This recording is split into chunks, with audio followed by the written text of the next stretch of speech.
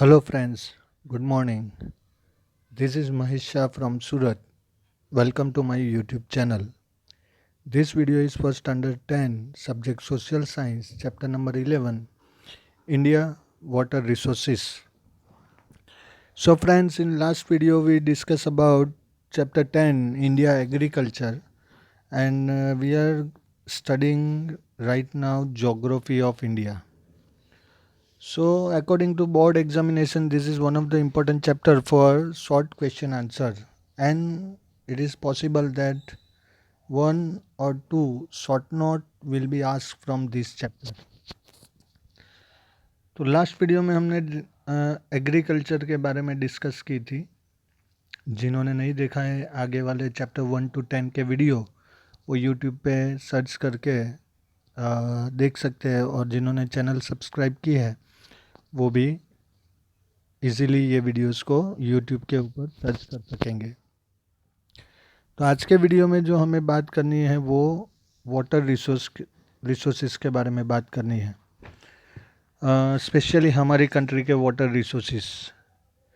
So in this chapter we start with introduction, then after we are studying about sources of water, the usage, distribution of area, water crisis, management and conservation, watershed developments, rainwater harvesting, main objective of rainwater harvesting, then after water management, and one things to know is given that you should write in your notebook, and with that one exercise also given for your revision work.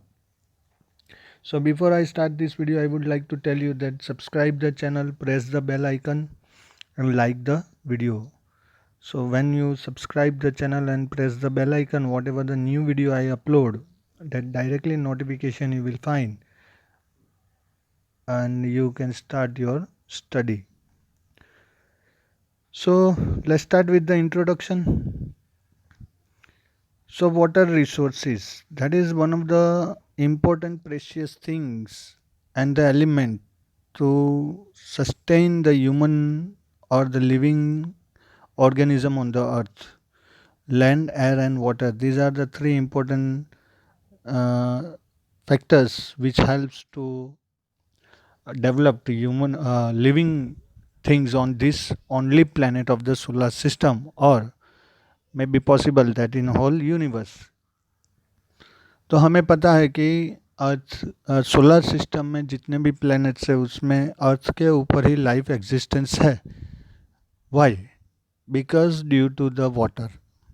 First living organism was found in water millions of years ago, and that was the single cell organism which you know by the name as amoeba.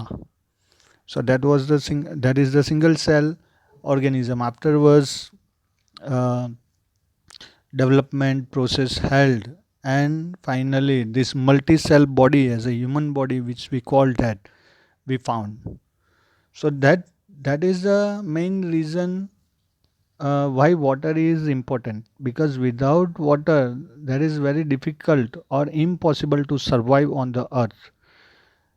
So as per the data that 71% water is there on the earth, but if we bifurcate that data in a smaller digit, then 97% water is in ocean, and that is salty water.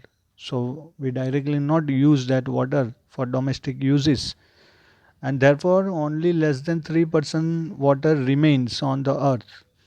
अब यही water को हम continent wise divide करें, country wise divide करें और number of people wise divide करें, so that is very dangerous figure we found by that.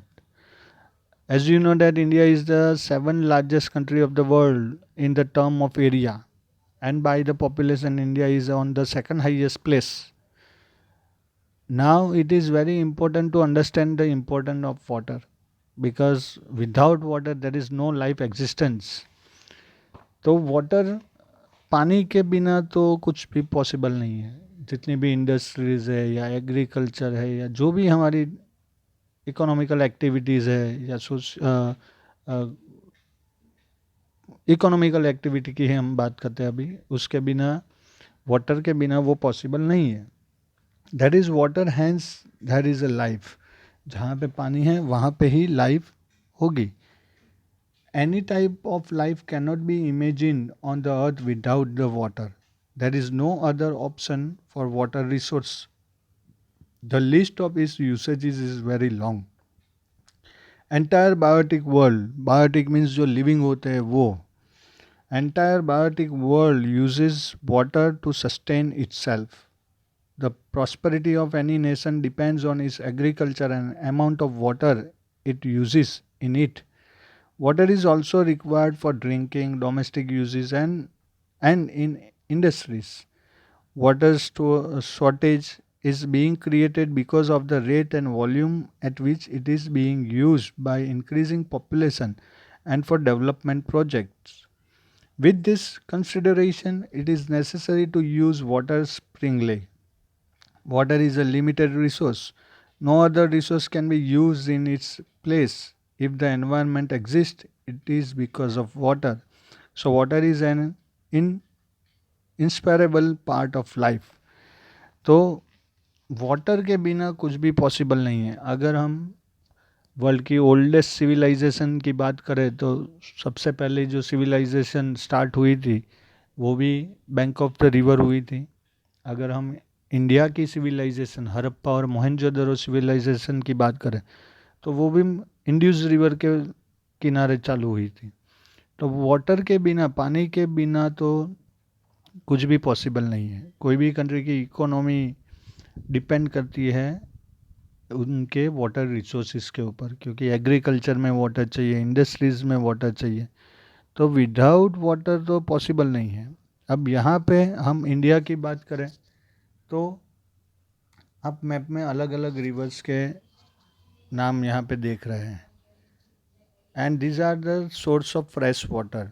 वैसे तो फ्रेश वाटर का मेन सोर्स है रेन. रेन अगर इक्वली डिस्ट्रीब्यूट होगा तो कोई प्रॉब्लम नहीं आएगा, पर हमारी कंट्री में जो रेन है उसके पैटर्न यूनिफॉर्म नहीं है, अनयूनिफॉर्म पैटर्न है. अब ये मैप में हम देखेंगे तो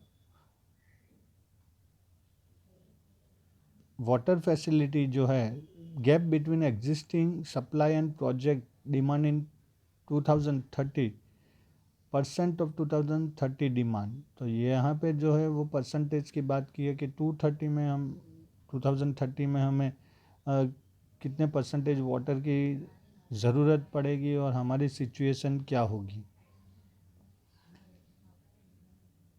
तो water is one of the essential thing. अब हमारे पास ये जो हमने रिवर्स के नाम देखे उसके हिसाब से देखने जाए तो सोर्सेस ऑफ वाटर कितने हैं. तो sources of water basically 3 group में डिवाइड होते हैं: rain water, surface water and ground water. Sea water है पर वो हम डायरेक्टली यूज़ नहीं कर सकते, इसलिए हम उसको यहाँ पे काउंट नहीं कर सकते हैं. तो ये 3 रिसोर्स में सबसे पहले जो इम्पोर्टेंट रिसोर्स है वो है रेन वाटर, क्योंकि रेन फ्लो होगा तो ही वो रेन पॉन्ड, लेक में, स्ट्रीम के थ्रू जाएगा, फिर वो रिवर थ्रू ओशन में जाएगा, फिर इवापोरेशन प्रोसेस होगी, फिर क्लाउड बनेंगे, फिर रेन होगा. तो ये वाटर साइकिल चलाने के लिए rain is one of the important factor. उसमें से हम पहले रेन को देखते हैं. तो रेन वाटर जो है उसको हार्वेस्टिंग, जो वो टॉपिक आएगा तब हम डिस्कस करेंगे, पर रेन वाटर हार्वेस्टिंग टेक्निक हमें डेवलप करनी चाहिए जिससे हम वाटर को सेव कर सके, बचा सके. सेव वाटर का जो हम बोलते हैं. तो rain water is the original source of water on the earth. Rivers, lake, streams, wells etcetera are secondary sources. All this sources exist due to rainfall. तो रेनफॉल की वजह से रिवर, स्ट्रीम, लेक, पॉन्ड ये सब आते बनते हैं. Rainfall नहीं होगा तो ये भी नहीं होगा. तो it is the primary source of fresh water. Second जो है surface water. What is surface water? तो surface water is fresh water on the earth surface such as in a creek, stream, river, lake, swamp, pond or reservoir. This is runoff water that did not infiltrate and become groundwater. So the water on the surface, the earth is earth is found in the form of river, lake, pond और stream. तो जो अर्थ की surface के ऊपर water होता है उसको हम फ्रेश सरफेस वाटर बोलते हैं। सरफेस वाटर का मेन जो सोर्स है वो है रिवर, और थर्ड वाला जो सोर्स है ग्राउंड वाटर। तो यहाँ पे ग्राउंड वाटर का ये डायग्राम है, किस तरह से ये ग्राउंड वाटर एक्यूमुलेट होता है। यहाँ पे देखिए, ये जो लास्ट वाला जो पोर्शन है यहाँ पे जो स्टोर होता है ये ग्राउंड वाटर है। जैसे हमारे बिल्डिंग्स और हाउसेस में जो हम मोटर्स फिट करवा के जो वाटर कलेक्ट करते हैं वो है ग्राउंड वाटर। तो ये थर्ड सोर्स है वाटर का। Ground water has an important place among the sources of water. Ground water is obtained due to the process of water absorbed by the lower strata of the land. The volume of groundwater is unlimited. In the northern plains of India, there is about 42% of groundwater. In southern India, there is less of groundwater due to the plateau and mountainous region. Groundwater is utilized maximum for irrigation. तो ground water का importance बहुत ही है, क्योंकि जब rainfall होता है तो जो सॉइल के पार्टिकल्स जो वाटर को एब्जॉर्व करके नीचे भेजते हैं लोअर स्ट्राटा में, और वहाँ पे जो स्टोर होता है वो ग्राउंड वाटर है।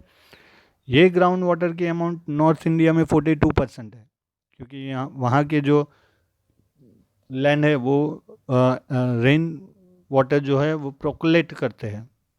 साउथ इंडिया में सिचुएशन अलग है, क्योंकि वहाँ के जो लैंड फॉर्म है इस तरह से है जिसके अंदर रेन वाटर एब्जॉर्ब नहीं होता है। जैसे कि आप पक्के रोड की बात कर लीजिए, तो पक्के रोड के ऊपर जहाँ पे डामर या सीमेंट का जो रोड बना है वहाँ पे वाटर पॉपुलेशन की प्रोसेस जो है वो नहीं होती है, इसलिए ग्राउंड वाटर जो सरफेस वाटर है वो ग्राउंड तक जाता ही नहीं है, इसलिए वहाँ पे वो स्टोर नहीं होगा। तो प्लेटू रीजन के जो स्टोन होते हैं वो बहुत ही हार्ड होते हैं, जहाँ पे ये वाटर एब्जॉर्वेशन की जो प्रोसेस है वो न इतनी स्पीडी नहीं होती है जितनी कि सिंपल लैंड होती है या सॉइल जहाँ पे होती है। वहाँ पे जितना सॉइल पार्टिकल्स एब्जॉर्व कर सकते हैं उतना ये प्लेट्यूस के जो स्टोन है वो इतना वाटर एब्जॉर्व नहीं कर पाते, इसलिए साउथ इंडिया में ग्राउंड वाटर लेवल बहुत कम है। अब ये कंटिन्यूस यूज़ करने की वजह से आज के डेट में ग्राउंड वाटर लेवल भी कम होने लगा है, क्योंकि आप वाटर अंदर से निकालते तो हो पर फिर वापस अंदर जाने का कोई रास्ता नहीं है। क्योंकि आज आप सभी जगह पे देखो आरसीसी रोड्स बन गए, डामर रोड्स बन गए, तो अब वाटर को एक्यूमुलेट होने वाली जो प्रोसेस है वो कैसे होगी। तो इसकी वजह से ग्राउंड वाटर लेवल जो है वो अभी कम हो गया है। अब वाटर के यूसेस के बारे में अगर हम बात करें तो फर्स्ट आता है irrigation. About 84% of water in India is useful for irrigation. 84% जो वाटर है वो इरिगेशन के लिए यूजफुल है। About 1500 litre of water is required in producing 1 kg of wheat. 1 kg wheat produce करने के लिए 1500 लीटर वाटर चाहिए। Paddy, jute and sugar cane crops require more water. Rice है, जूट है, शुगर कैन, उसके लिए और ज़्यादा वाटर चाहिए। Water is being use for irrigation since ancient times. In second century the famous grand anicut canal, ये है grand anicut canal. अब ये आपके टेक्स्ट बुक में पिक्चर नहीं है, आप यहाँ पे उसको देख सकते हैं। Was constructed across the river Kaveri in 18 ये कावेरी रिवर पे बना था। In 1882 the eastern Yamuna canal was constructed in Uttar Pradesh. Uttar Pradesh में ईस्टर्न यमुना कैनल कंस्ट्रक्ट हुई थी। There are 3 medium of irrigation in India. India में इरीगेशन के 3 मीडियम है, वेल एंड ट्यूबवेल, जो मोटर से चलने वाले वेल होते हैं वो ट्यूबवेल होते हैं, कैनल के थ्रू एंड पॉन्ड्स के through.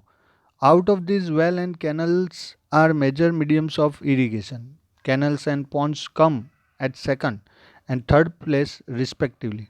Canal irrigation is practiced in the vast plain of Satluj, Ganga and Yamuna because that river flow perennial. वहाँ पे पूरा साल पानी रहता है, इसलिए वहाँ पे कैनल के थ्रू इरिगेशन पॉसिबल है। पर जहाँ पे ऐसी रिवर्स नहीं है वहाँ पे वेल, ट्यूबवेल या तो फिर पॉन्ड्स के थ्रू इरिगेशन करना पड़ता है। and also in the delta region of Mahanadi, Godavari, Krishna, and Kaveri rivers in the eastern plains. Wells and tube wells are very common in alluvial plains. Irrigation by ponds is practiced more in the eastern and southern state. तो east India और south India के जो state है वहाँ पे irrigation के through agriculture practice ज़्यादा होती है. अब सेकंड जो है वो है मल्टीपर्पज़ प्रोजेक्ट. तो आपके टेक्स्ट बुक में एक टेबल दिया गया है कितने मल्टीपर्पज़ प्रोजेक्ट है, डैम्स हैं इंडिया में. यहाँ पे आपको वो सब पिक्चर्स भी देखने को मिलेंगे. तो मल्टीपर्पज़ प्रोजेक्ट पहले क्या है वो समझ लीजिए. अगर आपको नोटबुक में लिखना है तो भी आप ये लिख सकते हैं. Multipurpose project is a large scale hydro project often including dams for water retention, canals for irrigation, water processing, and pipelines to supply water to cities and power generation. These often include transportation, improvements, and industrial growth. They are also developed to reduce the dangers of flooding. Some of the multipurpose projects in India are Bhakra Nangal project, Hirakund Dam project,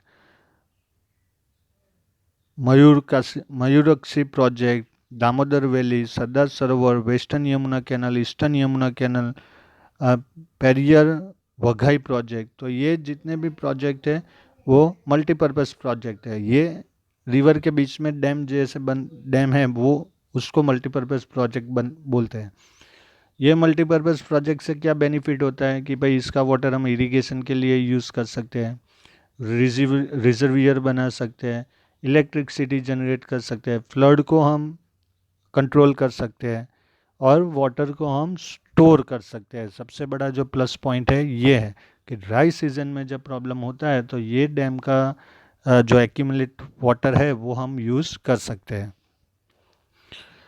Many large and small rivers flow in India. Water transportation is very rich in India. This is because its physiography is such that many rivers merge with other rivers and empty their water into the sea, with the idea that this water may be harnessed for various purposes. Multipurpose projects are planned on many rivers.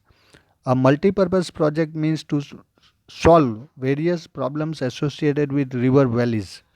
It includes flood control, preservation of soil erosion, water for drinking and irrigation, industries, water provided to settlements, generation of electricity, internal water transportation, entertainment, wildlife protection and development of fishery etc. तो multipurpose project बनाने के ये सब benefits है कि क्यों multipurpose project बनाया जाता है.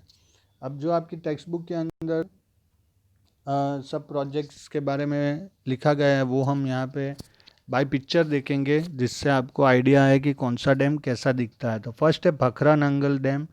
ये भाखरा नंगल डैम, ये दोनों अलग अलग है. भाखरा और नंगल जैसे हमारे सूरत के पास उकाई और काकरापार है वैसे. अब भाखरा नंगल डैम के बारे में बात करें तो ये अक्टूबर 22, 1963 को बना था. The Bhakra Nangal dam, one of the highest gravity dams in the world, was inaugurated by PM Jawaharlal Nehru. Jawaharlal Nehru ने इसका ओपनिंग किया था. सेकंड जो है कोसी, जो कोसी रिवर में है. भाखरा नंगल डैम से बेनिफिट किसको होता है तो पंजाब, हरियाणा और राजस्थान को हो रहा है.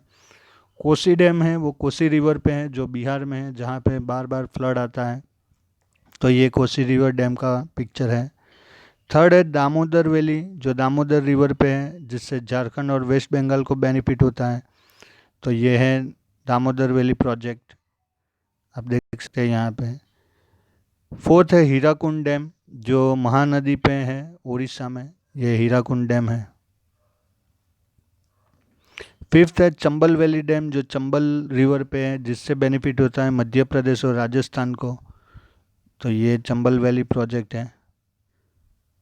The Rana Pratap Sagar Dam is a dam located 52 km downstream of Gandhi Sagar Dam on across the Chambal River near Rawatbhata in Chittorgarh district in Rajasthan. It was completed in the year 1970 and it is the second in the series of Chambal Valley project.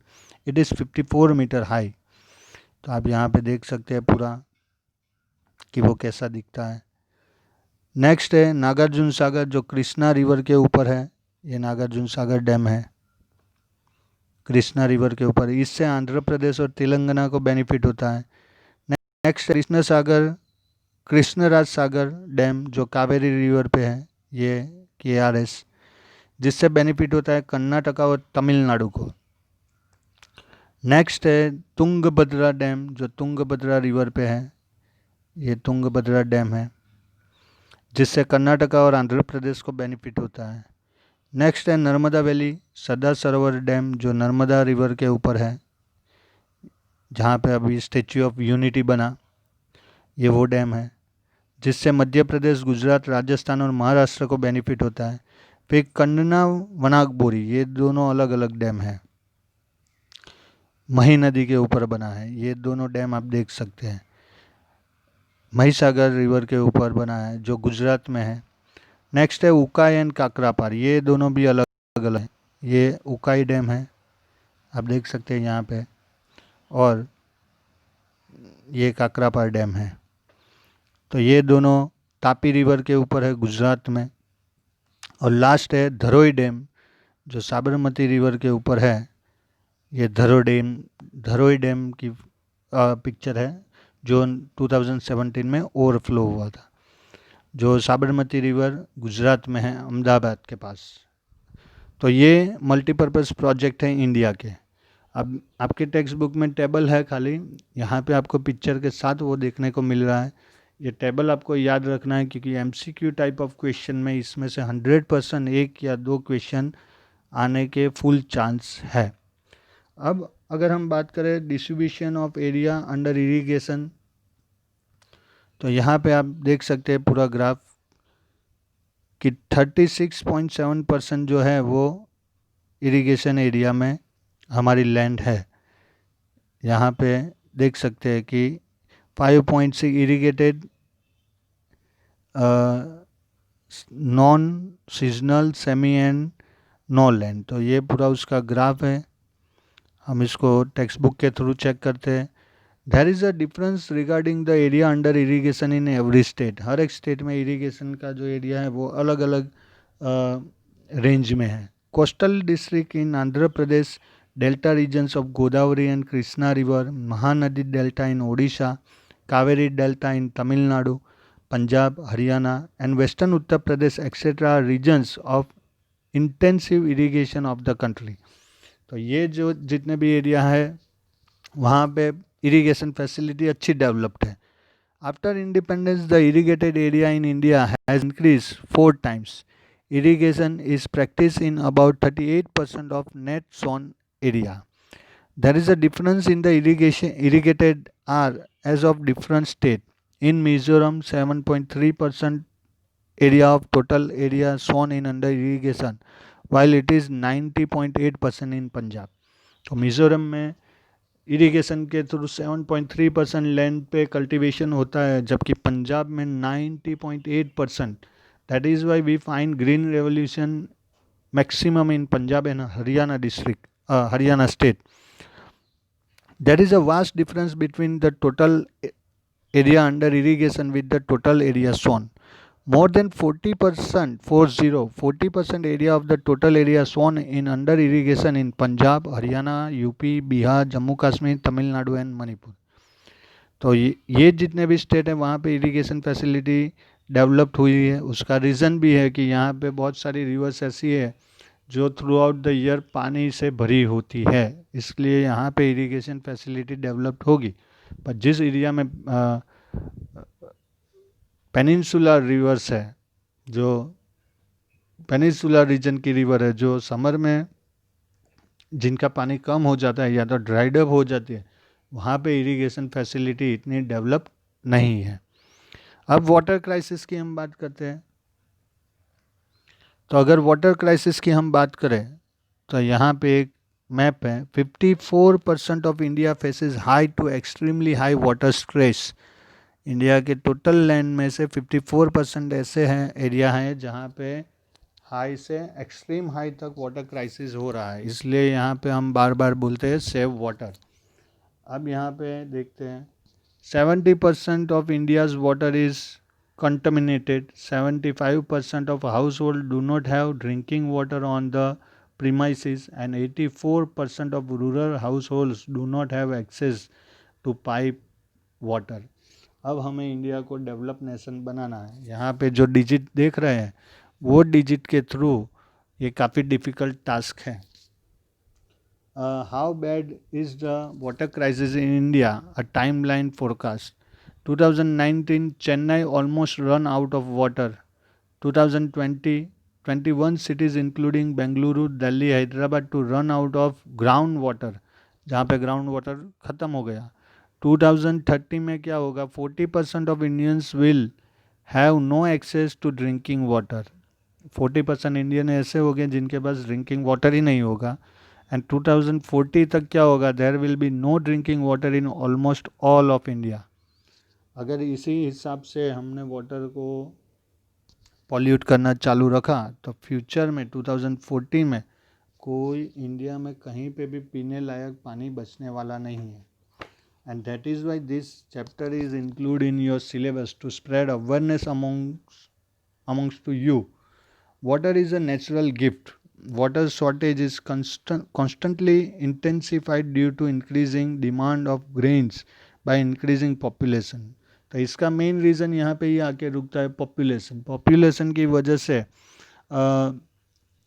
Constant water की demand बढ़ती जा रही है, क्योंकि उनको food provide करने के लिए एग्रीकल्चर में वाटर ज़्यादा यूज़ हो रहा है। To grow cash crops, increasing urbanisation and changing lifestyle of people, the position of water supply and the inequality in the local distribution are challenges to human interest, livelihood and economic development. Nowadays, the water crisis is in very alarming stage in arid regions of western Rajasthan and the interior area of southern peninsular plateau. तो western Rajasthan और southern south के जो peninsular reason है वहाँ पे water crisis बहुत ही है। The quality of water has deteriorated in many villages and some towns. Water की अगर क्वालिटी चेक करने जाए, उसकी प्योरिटी के बारे में बात करनी जाए तो वो भी अभी डैमेज हो रही है। Many water borne disease spread due to this, इसकी वजह से बहुत सारे वाटर बॉर्न डिजीज स्प्रेड हो रहे हैं। Availability of pure portable water is the basic need of life. Apart from the attempts made to increase the availability of portable water, there is a large difference between the demand of water and its supply. Even today, there is a severe shortage of drinking water in about 8% town in India. इतने modern time में भी India के 8% town ऐसे हैं जहाँ पे water supply का problem है। It needs to be done to provide clean drinkable water to about 50% of villages of the country. जो विलेज में रहते हैं उसमें से 50% ऐसे हैं जिनको अभी तक फ्रेश वाटर सप्लाई करने का प्लान चालू है, यानी अभी भी वो लोग सफ़र कर रहे हैं, उनको प्रॉब्लम है, उनको फ्रेश वाटर मिल नहीं रहा है। तो ये जो वाटर क्राइसिस है उसको सॉल्व एक ही तरीके से किया जा सकता है कि मैक्सिमम वाटर को सेव किया जाए। There has been a large increase in the irrigation facility in India. However, 2/3 of agriculture region still depend on rainwater. Agriculture irrigation facility जो है वो इंडिपेंडेंस के बाद इम्प्रूव हुई है, 4 times इम्प्रूव हुई है, पर फिर भी अभी 2/3 रीजन ऐसा है जो रेन के ऊपर एग्रीकल्चर करते हैं, यानी वहाँ पे इरिगेशन फैसिलिटी डेवलप नहीं है। In recent times, the groundwater level has gone down considerably due to more and more water is extracted through wells and tube wells. Groundwater level भी अब कम होता जा रहा है क्योंकि मैक्सिमम लोग ग्राउंड वाटर यूज़ करने लगे हैं। As a result, the groundwater resources has decreased. The country is facing severe problems as some states extract groundwater in excess volume. कुछ स्टेट ऐसे हैं कि ग्राउंड वाटर को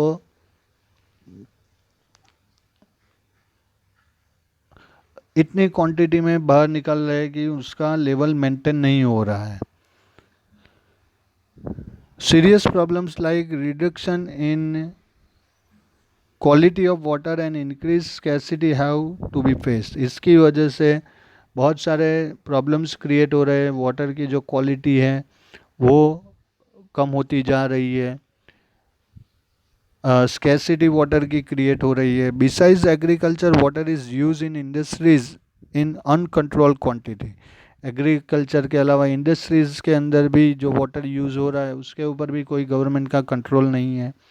many main resource of water pollution are polluted water of domestic uses and industries.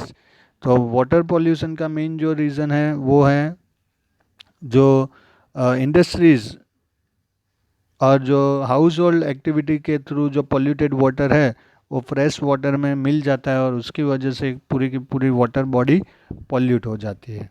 अब इसको बचाने का काम हमारा है। हमारी अवेयरनेस नहीं होगी तो फ्यूचर वाली जनरेशन को पानी के लिए बैटल करनी पड़ेगी, जैसे पहले के ज़माने में होता था वैसे। और जो पावरफुल नहीं होगा वो वैसे ही मर जाएगा।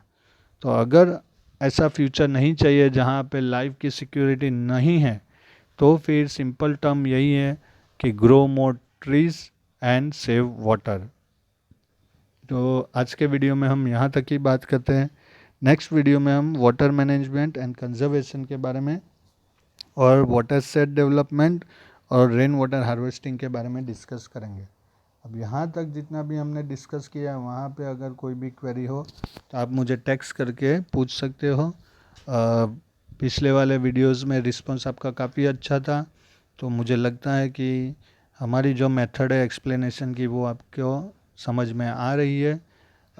फिर भी अगर कोई क्वेरी हो, कोई क्वेश्चन हो तो you can text me any time. Till then, stay home, stay safe. God bless you. Thank you very much.